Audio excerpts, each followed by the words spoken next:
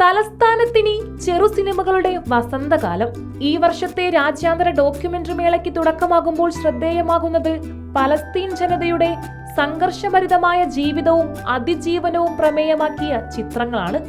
മേള തുടരുമ്പോഴും കാഴ്ചക്കാരുടെ വലിയ തിരക്കാണ് തിരുവനന്തപുരം കൈരളി തിയേറ്ററിൽ അനുഭവപ്പെടുന്നത്.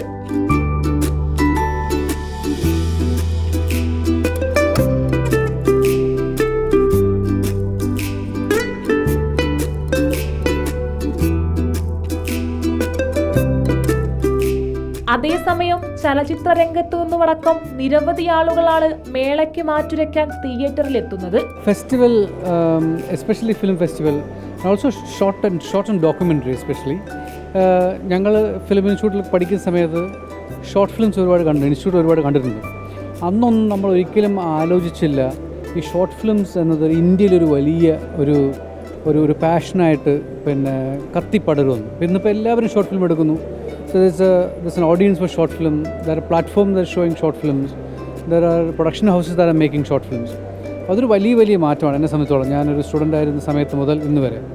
പിന്നെ ഡോക്യുമെൻ്ററി ഓൾസോ ഞങ്ങളൊക്കെ പഠിക്കുന്ന സമയത്ത് വളരെ ചുരുക്കം ഡോക്യുമെൻ്ററികൾ ഞങ്ങൾക്ക് കാണാൻ കഴിഞ്ഞിട്ടുള്ളൂ. ഫിലിം ഇൻസ്റ്റിറ്റ്യൂട്ട് മാത്രമായിരുന്നു ഡോക്യുമെൻ്ററി കാണാനുള്ള ഒരു അവസരം. അന്ന് എല്ലാം ലോങ് ഫോം നാരേറ്റീവ്സ് മാത്രമായിരുന്നു ഫെസ്റ്റിവൽ ഉണ്ടായിരുന്നത്. സോ ഇന്ന് we have a festival for short films and narratives and documentaries. That is an amazing platform. Reporter Archana Raveendran, in reporter, Thiruvananthapuram.